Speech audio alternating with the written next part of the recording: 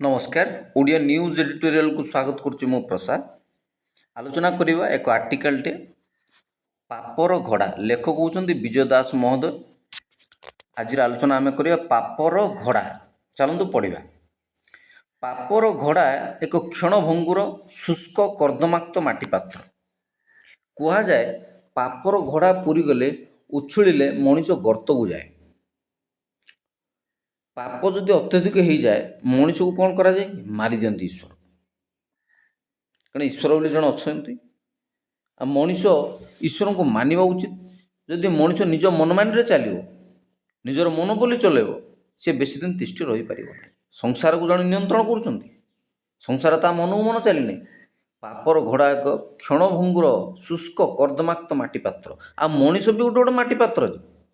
शास्त्र कही मनीष भी गोटे गोटे माटीपात्र। ए मनीष रूपी माटीपात्र प्रभु ईश्वरंकर दैवात्मा बास करे। दैवात्मा बास करे से दैवात्मा को से जेते अणदेखा करे से सेते शैतानी करे। जेते अणदेखा करे से सेते पापर कर्दमाक्तर घांटी हुए। तेणु कह जाए मनीष प्रकृति मले तुटे घुषुरी प्रकृति पंके लुटे। जमती वाल्मीकि रत्नाकर वाल्मीकि होते सेमती कथा। दस्यु रत्नाकर वाल्मीकि है कथा। पाप गर्भर जात दायद आसुरिक प्रवृत्तिर बोली कथा अच्छी। पाप गर्भर जात दायद आसुरिक प्रवृत्तिर बोली कथा अच्छी। मनीष मात्र तो मिथ्या, मनीष मात्र तो पापी। मनीष जन्मरू माँ गर्भरू पाप करके आसता है। पाप कौन शिखा पड़ेनि तार प्रवृत्ति अच्छी। देहरे से प्रवृत्ति से पाप मन मन जानी जाए। सी मनीष गोटे सामाजिक पशु बोली कहुए। मनीष को कहुए सामाजिक पशु। एतिकी जे से गाँ घर बांधिकी साई भितर गाँ भितर रोचे सभ्य भाव में। किंतु पशु पक्षी ठू मनीष भितर बेसी किसी फरक नहीं। से आहार निद्रा मैथुन से मुख्य जिनस। तेणु पाप गर्भर जात दायद आसुरिक प्रवृत्तिर बोली कथा अच्छी। मनीष एक पशु, सामाजिक पशु। आजिकार शिक्षा शिक्षित दुनिया रे सब शिक्षित सब भद्र भद्र चोर सब। आम भद्र चोर जी सब शिक्षित बोलूँ जी निन्म बोलूँ आम भद्र आम शिक्षित आम से भद्र मुखा पिंधु गोटे गोटे एक नंबर शैतान। सर्प को आम सहजरे डरू। कारण सर्प तार निज प्रतिच्छवि को निज प्रतिमूर्ति को तार निज सादृश्य को निजर गुण को लुचाए ना। आम जान साप को देखिले आ साप विषधर से कामुड़ी देले आम मरीजा। किंतु मनीष इमिति एक सर्प इमिति एक पशु तार बाह्य आवरण एत चाकचक्य एत सुंदर जे ता भितर कि विष गरल अच्छी से धरवा बड़ मुस्किल। धरवा बड़ मुस्किल। तेणु दी गुड़िया को पूरा विश्वास नहीं कथार कह। दी गुड़िया को जमार विश्वास नहीं।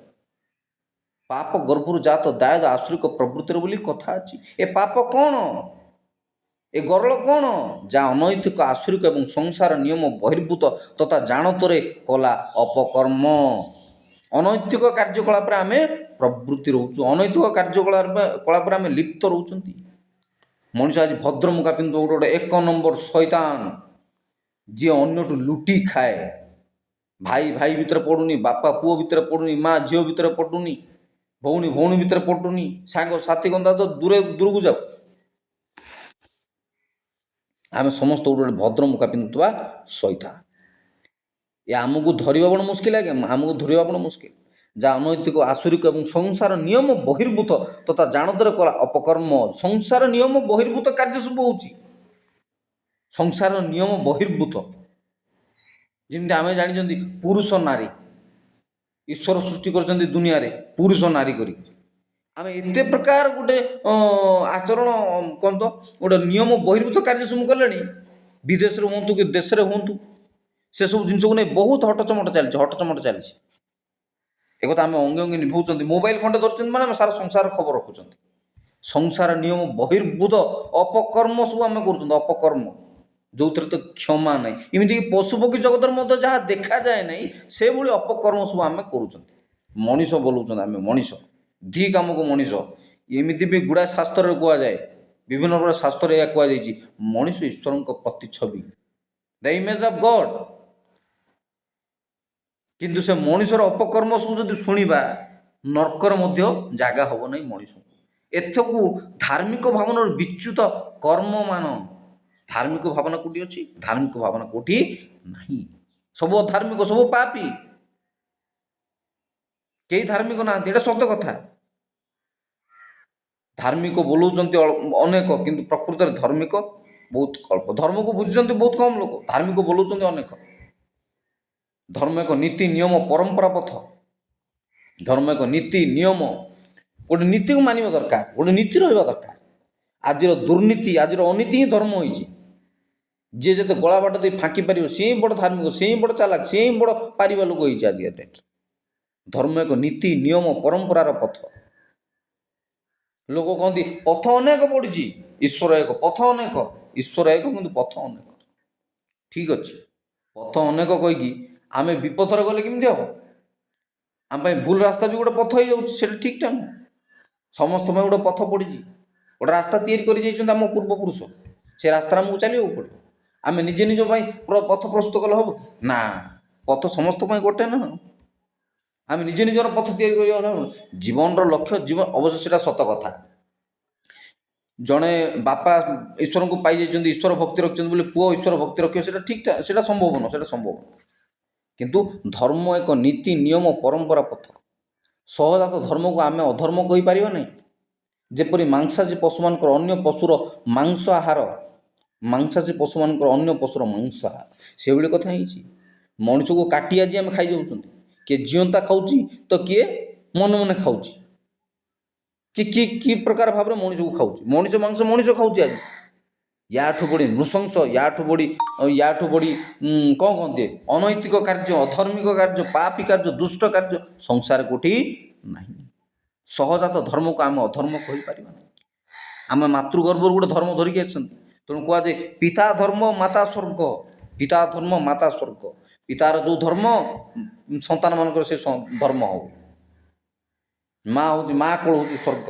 ମାଠୁ ଆମେ ଚରିତ୍ର ଆସେ, ମାଠୁ ଆମେ ଶିଷ୍ଟାଚାର ଶିଖୁ, ବ୍ୟବହାର ଶିଖୁ, ଆଚରଣ ଶିଖୁ। ତେଣୁ ମା ହେଉଛି ସ୍ୱର୍ଗ, ବାପା ହେଉଛନ୍ତି ଧର୍ମ। କିନ୍ତୁ ଏ ପଶୁରୂପୀ ମଣିଷ ଆଜି ନିଜ ମଣିଷ ମାଂସ ଖାଇବାରେ ସିଦ୍ଧସ୍ଥ ହେଇଗଲାଣି। ବିଭିନ୍ନ ପ୍ରକାର କଥା କହିପାରିବି ମୁଁ। ଏ ଯେଉଁ କଥା ଯେଉଁ କହୁନାହାନ୍ତି କି ଲୋକ, ଏ ଯେଉଁ ମାଂସ ଖାଇବା କଥା, ପଶୁ ହିଁ ପଶୁର ମାଂସ ଖାଉଛି, ସେ କଥା ନୁହଁ।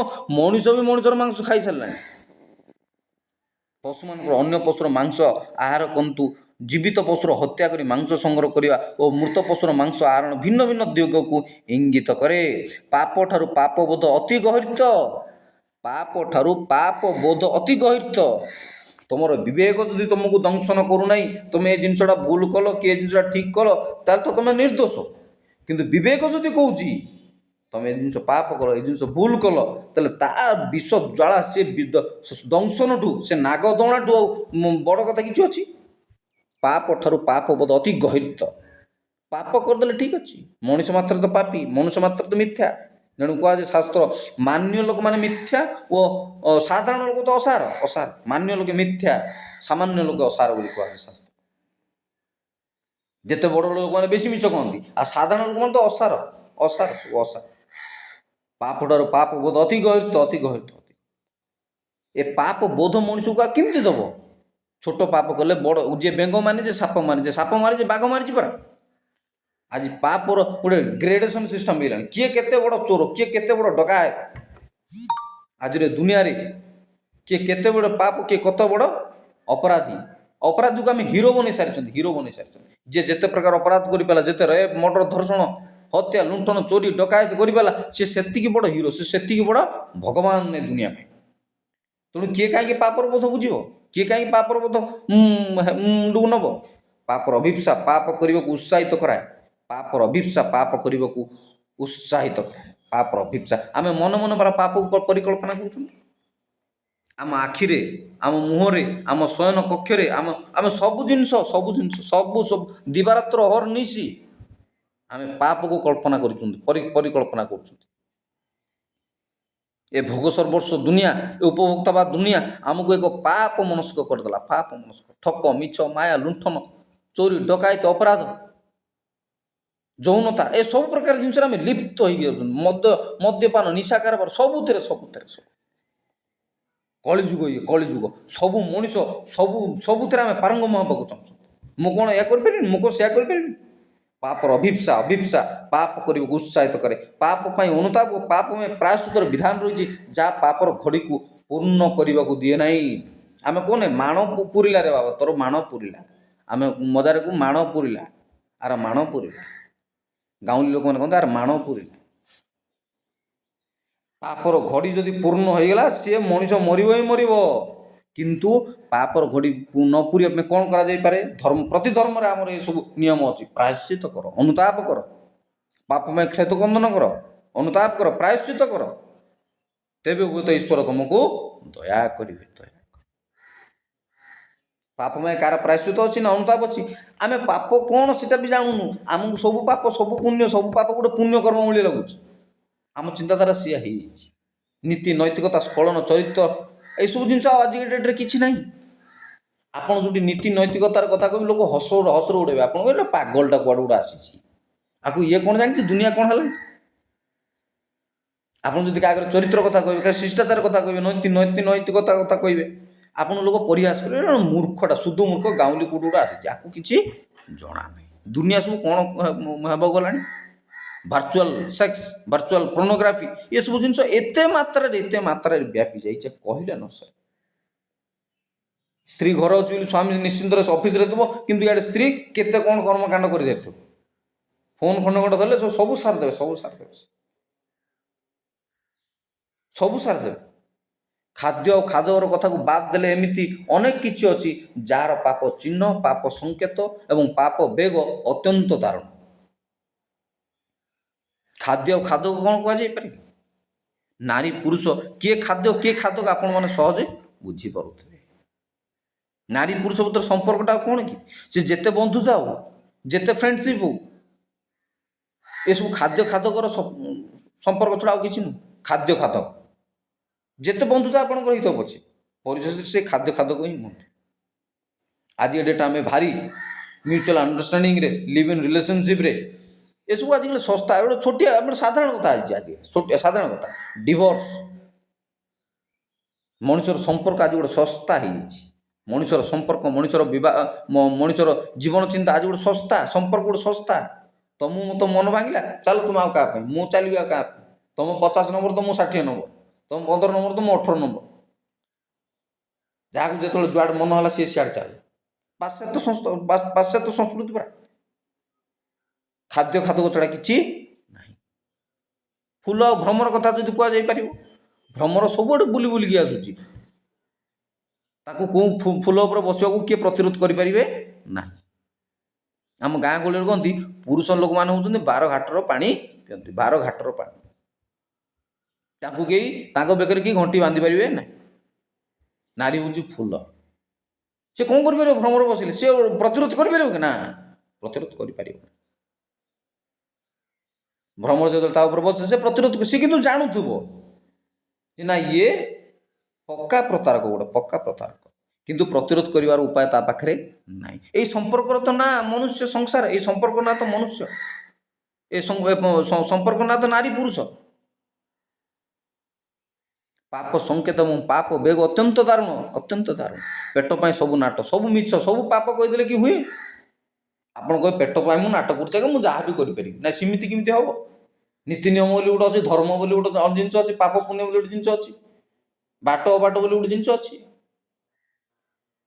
ଅଙ୍ଗୁଳିମାଳା ବୋଲି ଗୋଟେ ଗପ ଆପଣ ଜାଣିଥିବେ। ଅଙ୍ଗୁଳିମାଳା ବୁଦ୍ଧଙ୍କ ସହିତ ସେ ଦେଖା ହୁଏ, ସେ ସମସ୍ତଙ୍କୁ ମାରିକି ତାଙ୍କ ଅଙ୍ଗୁଳି ଗୁଡ଼ା ସବୁ ନିଜ ବେକରେ ମାଳ କରିକି ପିନ୍ଧନ୍ତି। ସେ ଦସ୍ୟୁ ଗୋଟେ, ତାଙ୍କ ନାଁ ହେଉଛି ଅଙ୍ଗୁଳିମାଳା। ସିଏ ଥରେ କିନ୍ତୁ ବୁଦ୍ଧଙ୍କ ଭେଟ ପାଇଯିବେ, ତାପରେ ଧୀରେ ଧୀରେ ସେ ବୁଦ୍ଧଙ୍କୁ ମାରିପାରିବେ କି ନାହିଁ ମାରିବେ, ତାର ଗୋଟେ ଲମ୍ବା କାହାଣୀ ଅଛି। ଆପଣ ପେଟ ପୋଷିଲେ ଜଣକୁ ମାରିବେ, ହତ୍ୟା କରିବେ ଆପଣ? ପେଟ ପାଇଁ ସବୁ ନାଟ ଆଜ୍ଞା, ଆଉ ଠିକ୍ ଅଛି, କିନ୍ତୁ ସେ ନାଟଟା କେଉଁ ପ୍ରକାରର ନାଟ ସେଇଟା ଜାଣିବା ଦରକାର କି ନାହିଁ? ସବୁ ମିଛ, ସବୁ ପାପ କହିଦେଲେ କି ହୁଏ? ପାପି ପେଟର କଥା ଏକ ଆଳ ମାତ୍ର। ଆମେ ଖାଲି ଗୋଟେ ଆଳ, ଗୋଟେ ଛନ୍ଦ ପାତୁଛନ୍ତି। ଆମେ କ'ଣ କରିବା ଆଜ୍ଞା? ପେଟ ପାଇଁ ନାଟ ସବୁ। ଏମିତିରେ ମଣିଷ ପେଟ ପାଇଁ ବେଶୀ କିଛି କରେ ନାହିଁ। ଚିନ୍ତା କଲେ ଆମେ ଜୀବନ ଜୀଇବାକୁ କେତେ ଖାଦ୍ୟର କଠିନ ଅନ୍ୱେଷଣ କରୁ। ବୋଧହୁଏ ଆବଶ୍ୟକ ସନ୍ତୁଳିତ ଆହାରରେ ବେଶୀ ଖର୍ଚ୍ଚ ହୁଏ ନାହିଁ, ବେଶୀ ଖର୍ଚ୍ଚ ହୁଏ ନାହିଁ। ବଞ୍ଚିବା ପାଇଁ ବେଶୀ କିଛି ଖର୍ଚ୍ଚ କରିବାକୁ ପଡ଼ିବନି ଆପଣଙ୍କୁ। 2 ମୁଠା 2 ଓଳି ମିଳିଗଲେ ସେଇ ଢେର। କିନ୍ତୁ ଆମେ ସେ ପେଟ ପାଇଁ ନାଟକ ହୋଇ ଯେତିକି ହଟହଟା କରୁଛନ୍ତି ସେତିକି କହିଲେ ନ ସରେ। ହାତ ଗୋଡ଼ ଚାଲୁଥିଲେ ପେଟ ଅପସାର ହୁଏ ନାହିଁ। ଏମିତିରେ ନିଜର ଅକ୍ଷମତା ଆସିଗଲେ ଅନ୍ୟ ଜ୍ଞାତି କୁଟୁମ୍ବଙ୍କର ହାତ ଗୋଡ଼ ଚାଲୁଥିବ ତ ଆଉ ଗୋଟିଏ ପେଟ ଭରିବାକୁ କେହି ବି ପଛଘୁଞ୍ଚା ଦେବେ ନାହିଁ। ତାହେଲେ ମଣିଷ ପାପ କରେ କିଆଁ? ଉତ୍ତର ହେଲା ନିଜର ଅହଂ ପାଇଁ, ଅନ୍ୟକୁ ଶାସନ କରିବ, କାହାରିକୁ ଈର୍ଷା କରି ଏବଂ ଅନ୍ୟମାନଙ୍କୁ ନୀଚବୋଧ କରାଇବ। ନିଜର ଅହଂ, ମୁଁ ପାରୁଛି, ମୁଁ ସବୁ କରିପାରୁଛି, ସେ କଥା ପରେ ମୁଁ କହେ ବିଭିନ୍ନ ଭିଡ଼ିଓ ମାନଙ୍କରେ, ୟାର ପୂର୍ବ ଏପିସୋଡ଼ ମାନଙ୍କରେ ମୁଁ କହିଛି। ମଣିଷ ନିଜେ ନିଜେ ଭାବେ ମୁଁ ଦୁନିଆ ମୋର, ଦୁନିଆରେ ମୁଁ ଈଶ୍ୱର, ପୃଥିବୀ ମୋର, ପୃଥିବୀରେ ମୁଁ ଈଶ୍ୱର। ଏଇ ଅହଂ ପୁଣିଆ ତାକୁ ସର୍ବଶାନ୍ତ କରିଦେଉଛି, ସର୍ବଶାନ୍ତ କରିଦେଉଛି, ତ ବର୍ବାଦ କରିଦେଉଛି, ସଂସାରକୁ ମାଟି କରିଦେଉଛି। ଏବେ ଦେଖନ୍ତୁ ବିଭିନ୍ନ ରାଷ୍ଟ୍ରମାନଙ୍କ ମଧ୍ୟରେ ଯୁଦ୍ଧ, କି ବ୍ୟକ୍ତି ମଧ୍ୟରେ ଯୁଦ୍ଧ, କି ଗାଁ ଭିତରେ କି ପାଟି ଦଳି, ସବୁ ଜିନିଷରେ ମୁଁ ହିଁ ବଡ଼, ମୁଁ ହିଁ ବଡ଼। ଏ ମୁଁ ହବା ଜିନିଷଟାକୁ ଆମକୁ ବର୍ବାଦ କରୁଛୁ, ଆମକୁ ଧ୍ୱଂସ ଆଡ଼କୁ ଟାଣି ନେଉଛି, ଧ୍ୱଂସ ଆଡ଼କୁ ଟାଣି ନେଉଛି। ସମସ୍ତେ ଚାହାନ୍ତି ମୁଁ ବଡ଼ ହେବି, ମୁଁ ବଡ଼ ହେବି। ଗାଁରେ, ସାହିରେ, ପରିବାରରେ ସମସ୍ତେ ଚାହାନ୍ତି, ଦେଶରେ, ରାଜ୍ୟରେ, ପୃଥିବୀରେ ସବୁ ରାଷ୍ଟ୍ର ମଧ୍ୟରେ କମ୍ପିଟିସନ୍ ଚାଲିଛି, ମୁଁ ବଡ଼ ହେବି, ମୁଁ ବଡ଼ ହେବି। ଅନ୍ୟକୁ ଶାସନ କରିବାକୁ ଆମର ଇଚ୍ଛା, କାରଣ ଏସବୁ ମଣିଷର ଗୋଟେ ପ୍ରବୃତ୍ତି, ମୂଳରୁ ହିଁ ସେ କଥା ରହିଆସି, ମଣିଷ ରକ୍ତରେ ସେ ଜିନିଷ ଅଛି, ମୁଁ ଶାସନ କରିବି, ମୁଁ ବଡ଼ ହେବି। କାହାକୁ ଈର୍ଷା କରି ଏବଂ ଅନ୍ୟମାନଙ୍କୁ ନିଚବୋଧ କରାଇବାକୁ ଆମର ଏକ ସାଧାରଣ ପ୍ରବୃତ୍ତି। ଆମର ଅନ୍ୟମାନଙ୍କୁ ହୀନମାନ୍ୟ କରିବା, ତୋଠୁ ମୁଁ ବଡ଼ ପରା, ତୋଠୁ ମୁଁ ବଡ଼। ସେ ପାଠରେ ହେଉ, ଷାଠରେ ହେଉ, ବେପାରରେ ହେଉ, ଚାକିରିରେ ହେଉ, ଜ୍ଞାନରେ ହେଉ, ଧନରେ ହେଉ, ମାନରେ ହେଉ, ଆମେ ସବୁ ଏଇ ଜିନିଷ ଚାହୁଁଛନ୍ତି, ମୁଁ ତୋଠୁ ବଡ଼, ମୁଁ ତୋତେ ଶାସନ କରିବି। ନିଜର ଅହଂ ପାଇଁ ଆମେ ଅନ୍ୟମାନଙ୍କୁ ଶାସନ କରିବାକୁ, ନିଜ ଅହଂ ପାଇଁ ଅନ୍ୟକୁ ଈର୍ଷା କରିକିରି ଅନ୍ୟମାନଙ୍କୁ ନିଚବୋଧ କରାଇବାକୁ ଆପ୍ରାଣ ଉଦ୍ୟମ କରୁ। କଂସର ପାପ ଅତ୍ୟାଚାର, ରାବଣର ପାପ ପରସ୍ତ୍ରୀ ହରଣ, ରାବଣର ପାପ ପରସ୍ତ୍ରୀ ହରଣ, ପୁଣି ବଳିର ପାପ ସେଇ କନିଷ୍ଠ ଭ୍ରାତାର ଭାର୍ଯ୍ୟା ହରଣ ଓ ମିଥ୍ୟା ସନ୍ଦେହ। ରାବଣର ପାପ କ'ଣ ଥିଲା କି? ସୀତାକୁ ହରଣ କଲା ସେ। ସନ୍ଦେହ ଏକ ଅପରିସୀମ ଦହନ, ଏଇ ଦହନରୁ ହିଂସ୍ରତାରୁ ପାପ, ଏସବୁ ଅହଙ୍କାରର ପରିଣାମ ଗୋଟେ। ସେ କଂସର ପାପ ଅତ୍ୟାଚାର ହେଉ, କି ରାବଣର ପାପ ପରସ୍ତ୍ରୀ ହରଣ ହେଉ, କି ପୁଣି ବଳିର ପାପ ସେଇ କନିଷ୍ଠ ଭ୍ରାତାର ଭାର୍ଯ୍ୟା ହରଣ ପାଇଁ ମଧ୍ୟ ହେଉ, ମିଥ୍ୟା ସନ୍ଦେହ, ଏସବୁ ସନ୍ଦେହ ଏକ ଅପରିସୀମ ଦହନ। ଥରେ ସନ୍ଦେହ ଆସିଗଲା ଗୋଟେ ଜିନିଷ ଉପରେ, ସ୍ତ୍ରୀ ପୁରୁଷ ମଧ୍ୟରେ କି ପରିବାର ମଧ୍ୟରେ ସନ୍ଦେହ ଥରେ ଆସିଗଲା, ସେ ସନ୍ଦେହଟା ଏମିତି ଦହନ କରିଦେବ, ଧ୍ୱଂସ କରିଦେବ, ସବୁକିଛି ଧ୍ୱଂସ କରିଦେବ। ସନ୍ଦେହ ଏକ ଅପରିସୀମ ଦହନ। ଏଇ ଦହନରୁ ହିଂସ୍ରତାରୁ ପାପ ଯଦି ହତ୍ୟାର ରୂପ ନିଏ, ତେବେ ଅନୁତାପ ଅନୁଶୋଚନାର ମୂଲ୍ୟ ହିଁ ନଥାଏ। ସନ୍ଦେହରୁ ହିଂସ୍ରତାରୁ ପୁଣି ପାପ, ହତ୍ୟାର ରୂପ ପାପ। ଜଣକୁ ମାରିବାକୁ ମଣିଷ ପଛାଏ ନାହିଁ। ଆଉ ଥରେ ମାରି ସାରିଲେ, ଜଣକୁ ମାରିଦେଲେ, ହାଣିଦେଲେ, କାଟିଦେଲେ, ପୋଡ଼ିଦେଲେ, ସେସବୁ ଜିନିଷ କ'ଣ ଅନୁଶୋଚନା ଥାଏ କି? ନା, ସେଥିରେ କିଛି ଅନୁଶୋଚନା ନଥାଏ। ସେ ଗୋଟେ ପଶୁ ହେଇଯାଏ, ଗୋଟେ କ୍ରୂର ପଶୁ ବା ନିଷ୍ଠୁର ପଶୁ ହେଇଯାଏ, ଯେଉଁ ମଣିଷକୁ ଅନ୍ୟକୁ ହତ୍ୟା କରିବାକୁ ପଛାଏ ନାହିଁ। ସେ ମଣିଷ ହେଇକି ରହେ ନାହିଁ, ବରଂ ସେ ଅନୁଶୋଚନାର ନଥାଏ, ତା'ର ମୂଲ୍ୟ କିଛି ନଥାଏ, ବରଂ ସେ ଏକ ନିଷ୍ଠୁର କ୍ରୂର ପଶୁ ହେଇଯାଏ। କାହାର ସର୍ବନାଶ କରିବାର ଚିନ୍ତା ଏକ ପୁଣ୍ୟର ଅନୁଚିନ୍ତା ନୁହଁ। ଆମ ତ ସହଜ ଓଡ଼ିଆ ଜାତି ହେଉଛି ପରଶ୍ରୀ କାତର ଜାତି। ଓଡ଼ିଆ ଜାତି ହେଉଛି ସହଜରେ ପରଶ୍ରୀ କାତର ଜାତି, ଈର୍ଷାଳୁ ଜାତି, ଗୋଡ଼ଟଣା ଜାତି, ଚିଲିକା କଙ୍କଡ଼ା ବୋଲି କୁହାଯାଏ, ଗୋମାତାରେ ଲୋକ କହନ୍ତି। କାହାର ସର୍ବନାଶ କରିବାର ଚିନ୍ତା ଏକ ପୁଣ୍ୟର ଅନୁଚିନ୍ତା ନୁହଁ। ତେଣୁ ମଧୁ ବର୍ଣ୍ଣବୋଧରେ ଗୋଟେ ଭାରି ସୁନ୍ଦର କଥାରେ ଲେଖା ହେଇଛି, ଅପରକୁ ଯେ ହିଂସା କରେ ପୁଣି ଓଲଟା ଫଳ ମିଳେ। ଆମେ ଅନ୍ୟକୁ ଈର୍ଷା କରିବାରେ, ହିଂସା କରିବାରେ ଏତେ ମାତ୍ରାରେ ପ୍ରବୃତ୍ତି ଆମର ଅଛି ଓଡ଼ିଆ ଜାତିଙ୍କର, ସେ କଥା କହିଲେ ନ ସରେ। କାହାର ସର୍ବନାଶ କରିବାର ଚିନ୍ତା ଏକ ପୁଣ୍ୟର ଅନୁଚିନ୍ତା ନୁହଁ। ଆପଣଙ୍କର ଜଣଙ୍କର ସୁରକ୍ଷା ପାଇଁ ଆପଣ ଗୋଟେ ମିଛ କହିପାରନ୍ତି, ସେଇଟା ଠିକ୍ ଅଛି, କିନ୍ତୁ ଅନ୍ୟର ବିନାଶ ପାଇଁ ଆମେ କେଡ଼େ ଫାନ୍ଦ ପାତୁଛନ୍ତି, କେତେ ମିଛ ମାୟା କହୁଛନ୍ତି, କେତେ କୁଶ ରଟନା କରୁଛନ୍ତି, କେତେ ଲୋକଙ୍କ ନାଁରେ ମିଛ କଥା ସବୁ କହୁଛନ୍ତି। ଖାଲି ମିଛ କଥା କ'ଣ, ଜଣଙ୍କର ବଦନାମ କରୁଛନ୍ତି, ଜଣଙ୍କ ନାଁରେ କେତେ କ'ଣ କରିଦେଉଛନ୍ତି। ଶିକ୍ଷିତ ଲୋକମାନେ ଅନ୍ୟକୁ ଅଧିକ ମାତ୍ରା ଅପରାଧୀ, ଅଧିକ ମାତ୍ରାରେ କ୍ରିମିନାଲ ସବୁ, ଆମେ କ୍ରିମିନାଲ, ଛୋଟ କଥାକୁ ନେଇ କେତେ ସବୁ କର୍ମକାଣ୍ଡ କରିଦେଉଛନ୍ତି। କାହାର ସର୍ବନାଶ କରିବାର ଚିନ୍ତା ଏକ ପୁଣ୍ୟର ଅନୁଚିନ୍ତା ନୁହଁ, ଏହା ପାପର ଘୋଡ଼ା ଭରିବାକୁ ସାହାଯ୍ୟ କରେ। ଆଉ କେମିତି ତାହେଲେ ହେବ? ପାପର ଘୋଡ଼ା କେମିତି ପୂର୍ଣ୍ଣ ହେବ? ଅନ୍ୟର ସର୍ବନାଶ, ଅନ୍ୟ ଅନ୍ୟ ଯେ ପାଞ୍ଚେ ପରମନ୍ଦ ପରା ତା ମନ୍ଦ ପାଞ୍ଚନ୍ତି ଗୋବିନ୍ଦ, ଶାସ୍ତ୍ର କହିଲା। ଯେ ପାଞ୍ଚେ ପରମନ୍ଦ ତା ମନ୍ଦ ପାଞ୍ଚନ୍ତି ଗୋବିନ୍ଦ, ଯେ ଖୋଳେ ଗାତ ସିଏ ହୁଏ ନିପାତ। এই ପାପର ଘୋଡ଼ା ଭରିବାକୁ ସାହାଯ୍ୟ କରେ। ପାପର ଘୋଡ଼ା ବିଶାଳ ନୁହେଁ, କାରଣ ବିନ୍ଦୁଏ ପାପ ଠିକ୍ ବିଷାକ୍ତ ସାପର ଗୋଟିଏ ବିଷ ପରି। ତେଣୁ କୁହାଯାଏ ମଣିଷକୁ ଈଶ୍ୱର ଲମ୍ବା ଦୌଡ଼ରେ ଛାଡ଼ିଥାନ୍ତି, ଲମ୍ବା ଦୌଡ଼ରେ ଛାଡ଼ିଥାନ୍ତି। ଯାହାର ବାବୁ ଯାହା କରୁଛୁ କର, ତୁ ଯାହା କରୁଛୁ ଚାଲିଥାଉ, ତୋର ଦୁର୍ନୀତି ଅତ୍ୟାଚାର ଚାଲିଥାଉ, ସମାନ ସମୟ ଆସିବ ତ ଦୌଡ଼ି କାଟିବୁ। ତେଣୁ କୁହାଯାଏ କ'ଣ ତ ଅନୈତିକ ସମ୍ପତ୍ତି ବଢ଼େ ବହୁତ, ଗଲାବେଳେ ଯାଏ ମୂଳ ସହିତ। ପାପର ଘୋଡ଼ା ଠିକ୍ ସେଇଭଳି, କାରଣ ବିନ୍ଦୁଏ ପାପ ଠିକ୍ ବିଷାକ୍ତ ସାପର ଟୋପାଏ ବିଷ ପଡ଼େ। ଅମୃତ ହାଣ୍ଡିରେ ଗୋଟେ ଟୋପାଏ ବିଷ ଯଦି ପଡ଼ିଯିବ, ସିଏ କ'ଣ ପିଇବା ଯୋଗେ ହୁଏ? ସେଇଭଳି କଥା। ଆପଣ କୋଟି ପୁଣ୍ୟ କରିଥାନ୍ତୁ ପଛକେ, ଗୋଟାଏ ଭୁଲ ପାଇଁ ଆପଣ ପାପୀ ହେଇଯିବେ, ଗୋଟାଏ ଭୁଲ ପାଇଁ ଆପଣ ଦଣ୍ଡ ପାଇବେ, ଗୋଟାଏ ମିଷ୍ଟେକ୍ ପାଇଁ ଆପଣ ପାପ ଦଣ୍ଡ ପାଇବେ। ଆପଣଙ୍କର ସବୁ 12 ବର୍ଷର ତପସ୍ୟା ଶୁଖୁଆ ପୋଡ଼ାର ନାଶ ବୋଲନ୍ତି। 12 ବର୍ଷର ତପସ୍ୟା ଶୁଖୁଆ ପୋଡ଼ାରେ ନାଶ। ପୁଣ୍ୟକ ତରଳ ଶୀତଳ ଜଳ ହୋଇଥିଲା ବେଳେ ପାପର ଘନତା ବିସ୍ତାରିତ ପ୍ରସ୍ତର। ପାପ ସର୍ବ ବିଷ ପରି ଶୀଘ୍ର ଘାରିଯାଏ, ସର୍ପ ବିଷ ପରି ଶୀଘ୍ର ଘାରିଯାଏ। ପାପ ଏମିତି ଏକ ଜିନିଷ, ସେ ତ ପୁରା ସମୂଳେ ନାଶ କରିଦେବ, ସମୂଳେ ନାଶ କରିଦେବ। ସେ ଜିନିଷ ହିଁ ସେୟା, ସର୍ପ ବିଷ ପରି, ସେ ତ୍ୱରିତ ବେଗରେ ଚରିଯାଏ, ଦେହରେ ଚରିଯାଏ, ଘେରିଯାଏ ତାର କୁପ୍ରବାହ। ଏହାର ଘୋଡ଼ା ବେଶୀ ଦିନ ରହିପାରେ ନାହିଁ ଏବଂ ପୂର୍ଣ୍ଣ ହେବା ମାତ୍ରେ ମଣିଷ ଶେଷ। ସାପର ବିଷ, ସାପର ଗରଳ କେତେ ସମୟ ଲାଗିବ ମୁଣ୍ଡକୁ ଚଢ଼ିବ? ଛୋଟିଏ ପାପଟିଏ ମଧ୍ୟ ହେଲେ ମଧ୍ୟ ସେ ବଡ଼ ପାପ। ଗୋଟେ ହାଣ୍ଡିରେ, ମାଟି ହାଣ୍ଡିରେ ପୁରା ଫୁଲ୍ ଆପଣଙ୍କ ପୂର୍ଣ୍ଣ ଅମୃତ ଅଛି, କିନ୍ତୁ ବିନ୍ଦୁଏ ପାପ ଯଦି ବି ସେଥିରେ ପଡ଼ିଲା, ବିଷ ପଡ଼ିଲା, ସେ ଅମୃତ ହାଣ୍ଡିଟି ଫୋପାଡ଼ିବା ଛଡ଼ା ଆଉ କିଛି ଉପାୟ ନାହିଁ। ଆମେ ସାରା ଜୀବନ ସଂସାରରେ ପୁଣ୍ୟ କରିଥାଉ, କିନ୍ତୁ ଛୋଟିଏ ପାପଟେ ଆମ ସବୁ ପୁଣ୍ୟ କର୍ମକୁ ଜାଳି ପୋଡ଼ି ଧ୍ୱଂସ କରିବ। ଏହା ଏକ ଚାବି ପକା ସିନ୍ଦୁକ ନୁହେଁ। ପୁଣ୍ୟର ବାସନା ହଠାତ୍ ଅନୁଭବ ନହେଲେ ମଧ୍ୟ ଚିରସ୍ଥାୟୀ, କ୍ଷଣସ୍ଥାୟୀ ପାପୀ ଜୀବନ। ଜୀବନ ଆଉ କେତେ ସମୟ କି ଭାଇ? ଜୀବନ ବଳ ସକାଶେ ବେଶୀ ହେଲେ 80 ହେବ।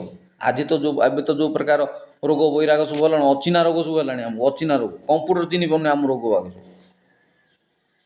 କ୍ଷଣସ୍ଥାୟୀ ପାପୀ ଜୀବନ। ସେ ପାପୀ ହେଉ ଧାର୍ମିକ, ସମସ୍ତଙ୍କ ଜୀବନ ବହୁତ ଅଳ୍ପ ସମୟ। 55-60 ମେଡ଼ିକାଲ ସାଇନ୍ସ ବହୁତ ଡେଭଲପ୍ କରିଛି। ଯେତେ ମେଡ଼ିକାଲ ସାଇନ୍ସ ଡେଭଲପ୍ କରୁଛି ସେତେ ଅଚିହ୍ନା ରୋଗ ସବୁ ବାହାରୁଛି। ଏ ମଝିରେ ତ ଆସିଥିଲା କୋରୋନା ମହାମାରୀ, ଆଜି ସବୁ ସଫା କରିଦେଇ ପଳା, କୋଟି କୋଟି ଲୋକ ମରିଗଲା। ଆଜି କ'ଣ ଆମ ପାଖରେ ଅଳ୍ପ ଔଷଧ ଅଛି? ଆମ ପାଖରେ କ'ଣ ଅଳ୍ପ ଟେକ୍ନୋଲୋଜି ଅଛି? ଅଳ୍ପ ସାଧନ ଅଛି? ଏତେ ସବୁ ଟେକ୍ନିକାଲ ସୁବିଧା ଥିବା ସତ୍ତ୍ୱେ, ସାଇନ୍ସରେ ଏତେ ଡେଭଲପ୍ ସତ୍ତ୍ୱେ ଆମେ କୋରୋନା ଆଗରେ ହାରିଗଲେ। 1.5 ବର୍ଷ 2 ବର୍ଷ ଘରେ ଚାବି ପକାଇକି ରହିଲେ। କୋରୋନା ହେତୁ 200 ଦେଶ 800 କୋଟି, ତାଲା ବନ୍ଦ, ଚକା ବନ୍ଦ। କାହିଁ ସେ ସାଇନ୍ସ, କାହିଁ ସେ ଟେକ୍ନୋଲୋଜି, କାହିଁ ସେ ବିଜ୍ଞାନ, କାହିଁ ସେ ସ୍ୱାସ୍ଥ୍ୟ ଉନ୍ନତି, କାହିଁ ସେ ମେଡ଼ିକାଲ ସାଇନ୍ସ, କାହିଁ ସେ ଡାକ୍ତର? ଏଇଟା ମନେ ରଖିବା ଦରକାର। ମଣିଷ ଯେତେବେଳେ ଈଶ୍ୱରଙ୍କୁ ନିଜ ଘର ଝରକା ବାହାରେ ଫୋପାଡ଼ି ଦିଏ, ସେତେବେଳେ ମଣିଷକୁ ବି ଈଶ୍ୱର ଫୋପାଡ଼ି ଦିଅନ୍ତି। ଆଜି ବି ଈଶ୍ୱର କହୁଛନ୍ତି, ଭାଇ I am in the power, ମୁଁ ପାୱାରରେ ଅଛି ଭାଇ, ମୁଁ ପାୱାରରେ ଅଛି, ମୁଁ କଣ୍ଟ୍ରୋଲ କରୁଛି ଦୁନିଆକୁ। ତୋର ତୁ ସବୁ କରିଦେବୁ, ତୋର ତୁ ସବୁ କରିଦେବୁ, ଏଇଟା ସମ୍ଭବ ନାହିଁ ଭାଇ, ସମ୍ଭବ ନାହିଁ।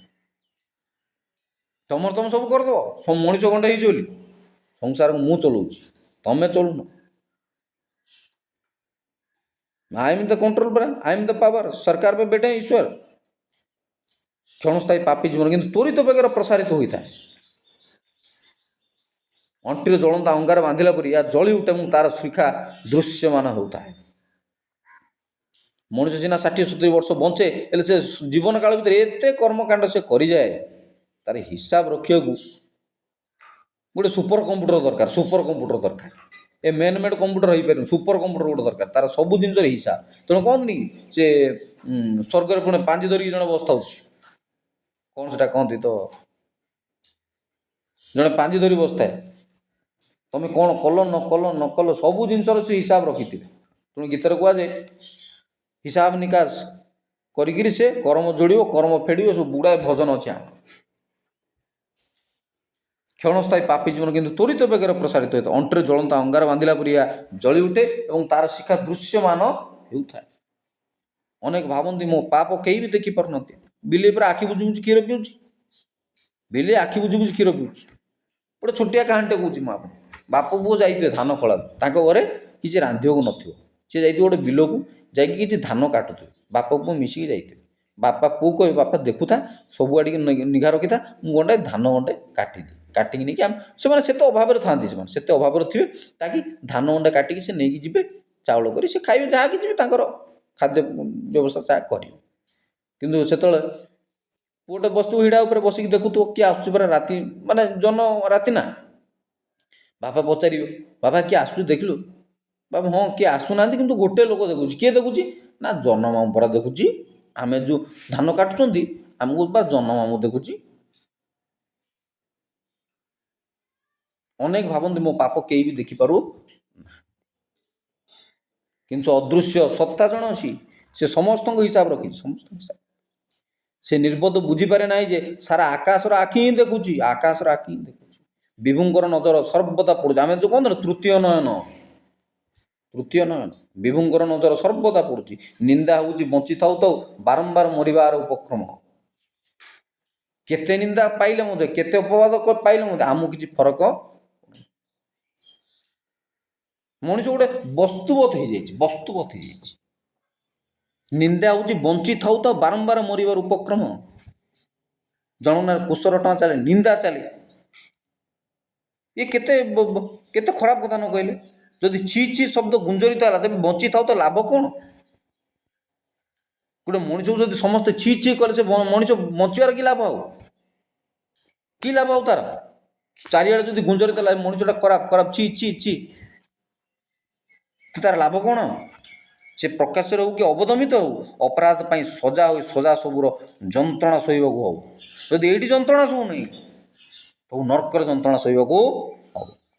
କାହିଁକିନା ହିସାବ ତ ଏଇଠି ହବନି ନା, ହିସାବ ସେଠି ହବ। ଯଦି ଏଇଠି ତୁମ ଅପକର୍ମର ପରିଣାମ ତୁମ ଭୋଗିଲ, ରୋଗ ବାଗ ପଡ଼ିକିରି, କି ତୁମ ଅନୁତାପ କଲ, ପଶ୍ଚାତାପ କଲ, ଈଶ୍ୱର ତୁମକୁ ଦଣ୍ଡ ଦେଲେ, ତାହେଲେ ଠିକ୍ ଅଛି। ତୁମ ଘୋଡ଼ା ପୂର୍ଣ୍ଣ ହେବା ପୂର୍ବରୁ ତୁମ ଘୋଡ଼ାର ପାପ ସବୁ ମାଫ କରି ଦିଆଗଲା, ତେବେ ଠିକ୍ ଅଛି। କିନ୍ତୁ ଯଦି ଘୋଡ଼ା ପୂର୍ଣ୍ଣ ହେଇଗଲା, ତୁମ ପାପ ଅନୁତାପ କଲ ନାହିଁ, ପଶ୍ଚାତାପ ହେଲା ନାହିଁ, ତାହେଲେ ତୁମ ଅପରାଧ ପାଇଁ ସଜା ନ ଭୋଗି କ'ଣ କେଉଁଠି ଭୋଗିବ? ସଜା ସେଠି ଭୋଗିବ।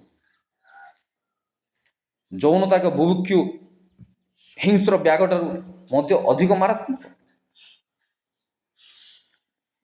ଆଜିକା ଡେଟ୍ରେ ଲୋକ ସମସ୍ତେ ଏଇଥିରେ ମାତୁଛନ୍ତି, ଏଇଥିରେ। ଯୌନତା ହିଁ ଆମକୁ ପରିତୃପ୍ତି ଦେବ। ଯୌନତା ହିଁ ଦେଖିବାରେ, ଶୁଣିବାରେ, ପଢ଼ିବାରେ, ଲେଖିବାରେ, ଭାବିବାରେ।